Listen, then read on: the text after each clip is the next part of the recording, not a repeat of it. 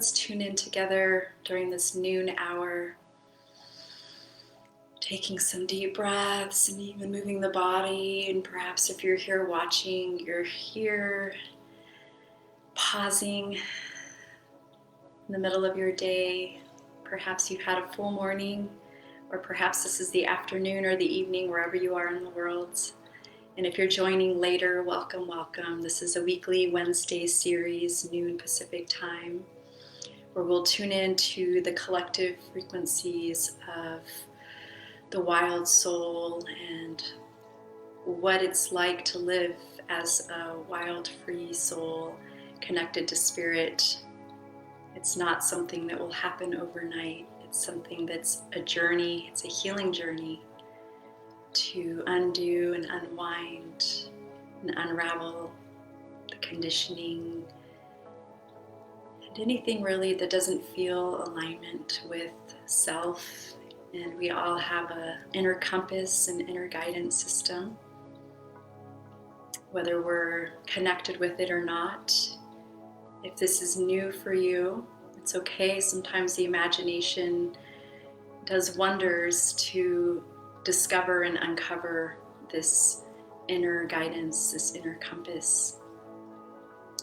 So the intention for these Wednesdays is to offer, really I don't have anything planned. There sure are things that come in before.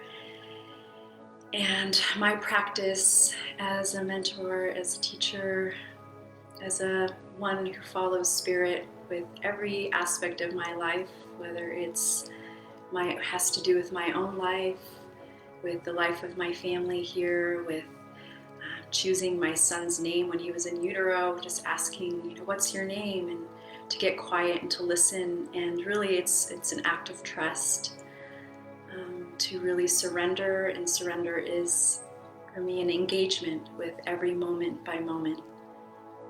And so right now we're engaging with the moments, checking in, tuning in. And I invite you to do the same, to pause and tune in to what's here for you in the moment. Are you feeling any pain in the body? Are you feeling agitated? Are you in the mind? Are you connected to your heart? Are you connected to your sits bones, to the earth? So I'll do the same.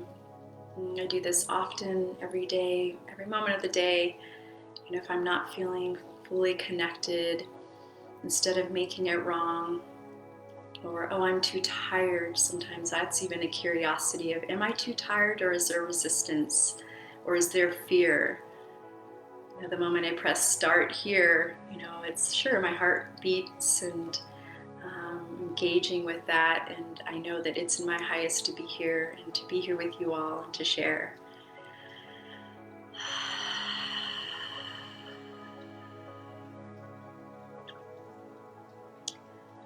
So what I did want to bring in this moment was really living life is a ceremony. So I'm offering different tools, whether they resonate with you or not. These are tools that I've been cultivating over the last 20 years since I came upon my awakening journey. And perhaps I'll share that in another video another time. But it did start at an early age, probably since the time I was born, but the time that I was aware of it. And I was living in Portland, Oregon, and I had a spinal injury, and I landed there, and I started to engage with so much. Once that injury struck, I wasn't able to move my body like I was as an athlete. And I was a swimmer, and I ran some marathons and half marathons. And when you're used to being in your body and you're unable to, for me, I wasn't able to connect with myself through my body like I was used to. So spirit kind of knocked me literally on my back, and that was my road to healing. And through that, I discovered yoga, where I was able to heal my spinal injury from the inside out through pranayama or breath work, doing that every day, at least 5-6 days a week. And I had what some people call kind of a kundalini awakening, where I felt some energy in the low spine, and it healed, and it helped to heal, and it started to heal that space in my spine, and I was able to finally, go from barely lifting my head up to, doing full Bhujangasana or Cobra. And during that time, I also came across a teacher that I sat with for 2 years, and she sat with many Native American women and elders, and she, after many years of that, had a women's group and brought in a lot of, and introduced me almost to my roots and culture of Native American and past lives. And so what I still use to this day, for one, there's so much, there's the nature awareness of being and connecting to the earth and connecting to Mother Nature and listening to the signs, asking a question or being outside and being in contemplation. And the wind would blow really hard in that moment. It was perfect. Or, the crows would go wild, or hummingbirds would start just dancing in front of me. And really the time, it's about being present and connected and aware of our surroundings. Another piece was using a smudge pot. So it's a way to connect with plant medicine, which I go to a local mountain, and before I harvest, I go with a prayer and ask the plant spirits, who would like to go home with me to be used as medicine for cleansing and purification. And I believe in only taking what we need, and not over harvesting, and not harvesting completely from one plant or one patch. And when you're, stepping in the forest, be mindful of, what's underneath your feet, and knowing that there's some native kind of delicate habitat. And so bringing that awareness in. So I have some sage here, and for purification, for cleansing. And I used to use it ritualistically, when I was offer women's circles. And now, with these tools, with yoga and dance and movement and these other teachings, it's really about being listening to when Spirit wants me to use them. And today, that's what I received. You never know, you might want to use the smudge pot during this share today, this time. And I also harvested some cedar, and I did the same thing. A lot of times I harvest what's on the ground already, and then I dry it, and then I use it, and they're plant medicine. So you start to ignite it. For one, I wanted to share that this is an abalone shell that comes from the ocean. So we have ocean energy, we have plant, so we're using all the elements. So we have ocean water, we have plant, earth, and then we have fire, which I like to use matches sometimes, but those weren't working so well. And then we use fire, and the fire, the smoke becomes air, and the air is, we can infuse our prayers, and those prayers will light up and will ignite, and will go up to the Great Spirit. And I like to, some people like to blow on it, and I don't. I like to work with the fire spirits as well. And so trusting that sometimes there's going to be a big combustible moment, and maybe that's what's meant to happen. And so I also like to be aware and to connect with fire medicine as well, and to trust that if I place something that's meant to be burnt, like medicine in a contained area, and I work with her, I'm not in freak out mode, oh no, it's going to create a bonfire, or it's going to do whatever it's going to do. And so that's even a teaching with the mind, are we going to be going crazy? Because sometimes it will light up and it'll be a big fire, and then I just kind of listen and work with it, so just moving it to not infuse my spirit onto the spirit of the fire. So taking some deep breaths, and then that relaxes the nervous system. So it's like aromatherapy, and so we can use it as a reminder. So when you're feeling ungrounded or disconnected from self, then we have these tools. So sure, it has the cleansing properties of the plants. You're also invoking all of the elements, this is alchemy right here, when something transforms from one state to the next. And that's usually what happens when we're doing this really deep spiritual work. Alchemy is happening because we are in the physical, in the flesh, and there's something within us that is wanting to move. And so we start to breathe into it. We start to breathe into the fire. Maybe you're feeling fiery and you're like, how do I release this? And anger is it's healthy, when we channel it through our bodies in a healthy way. When we're not projecting it to others, we're simply fanning the fire with the breath and movement, and then it starts to transform, it starts to release, kind of like the smoke here, it starts to release. And then we feel like a different state. We might go from anger to moving through it in a healthy way through our bodies, and then it transforms into maybe a peace or a calm or tranquility or joy or whatever it is. That's alchemy right there. And so when we really invoke and when we say yes from that deeper place on our spiritual journey, we create alchemy and we can shift these states. And when I say states, it can be states of consciousness, it can be an emotion. We can shift something, going from being maybe triggered to being aware, what am I doing? Do I really want to project this to someone? No, I'm going to take responsibility. I'm going to pause. I'm going to say, I need space, or, whatever it is, take care of yourself, create that inner alchemy, and then come back when that fire is diffused and you feel more at peace and at a place where you're more grounded. So this is really, and see, it was kind of going for a while, and once we came to a peaceful state, so did the fire. See, it listens to us. Not really, it does its own thing.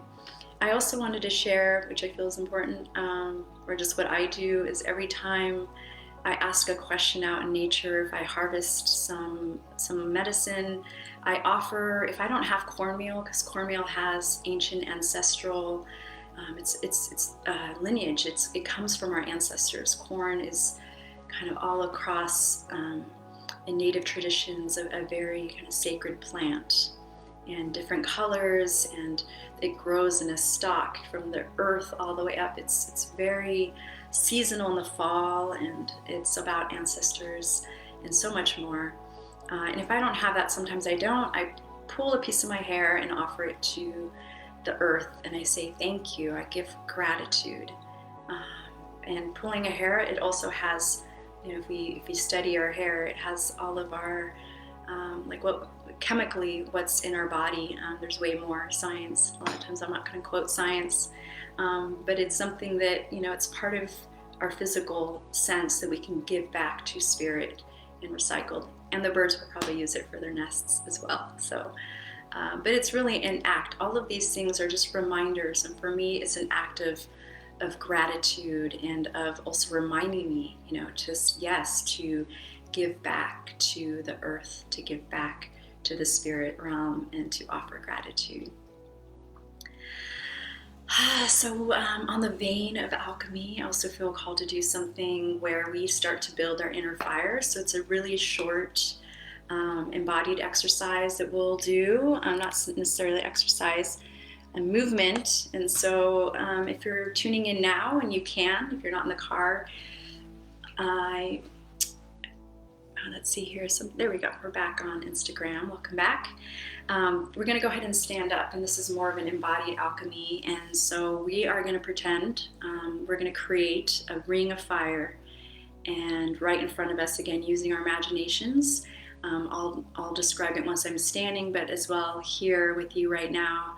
And we're just going to let go of anything that doesn't serve us. And so you're going to inhale, and then you're going to exhale, and you're going to just imagine that you're flinging. So perhaps you have a shield around your heart and you want the energy to flow. Well, the arms are the veins, the rivers of the heart, and our hands have the healing. We're just releasing into the fire. And we're going to use our legs as the foundation, as earth. And we're going to bend our knees and feel that groundedness. So it's just something really simple, and we'll do a few rounds, and then we'll come back and settle, and that'll be it. But let's do this together. I invite you to stand up, and Your feet will be at about hip distance apart. And feet about hip distance here, and just creating buoyancy, tucking the tailbone. Starting with inhaling through the nose and exhale through the mouth.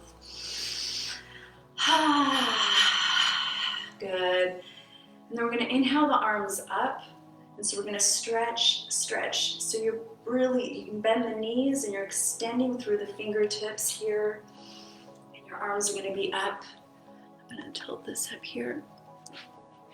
And then you're going to exhale.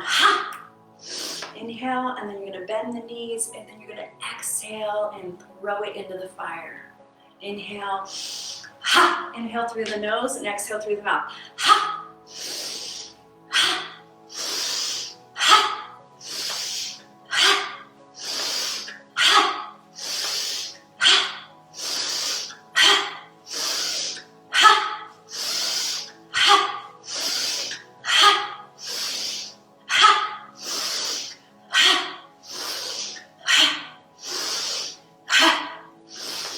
Inhale, reaching up, holding the breath at the top. Inhale, inhale, hold.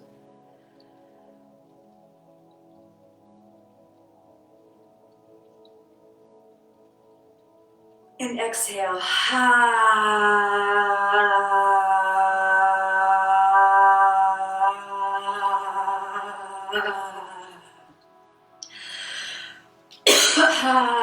I'm bouncing.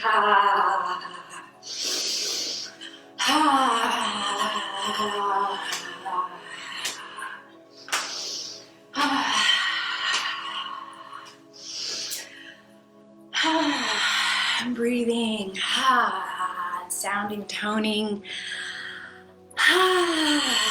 feeling the energy flowing through the body. Inhale and holding the breath once again.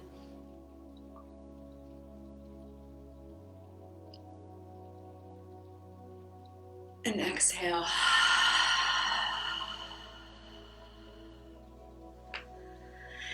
We're going to sit here for a moment and allow everything to settle. Just as this smudge pot is now settled, we're going to allow the energy to flow and simply be.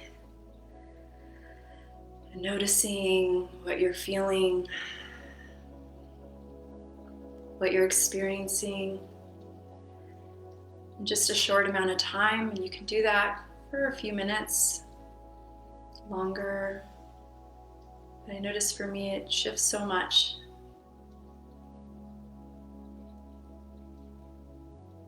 These are little hacks that you can do during the day to recoup, to move the fire through the body, to empty the mind, to release, using the imagination and the physical body to connect deeper with your heart so that you can feel the fire of the heart that fuels your creativity, your life, your creative projects,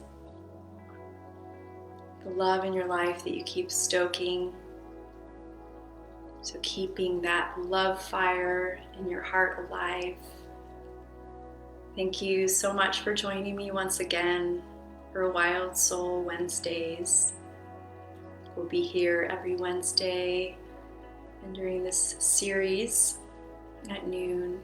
If you have any questions or want to reach out, you can go ahead and private message me. You can also check out my website, soniareece.com, and I'll also start posting some videos on YouTube as well. All right, blessings. Have a beautiful day.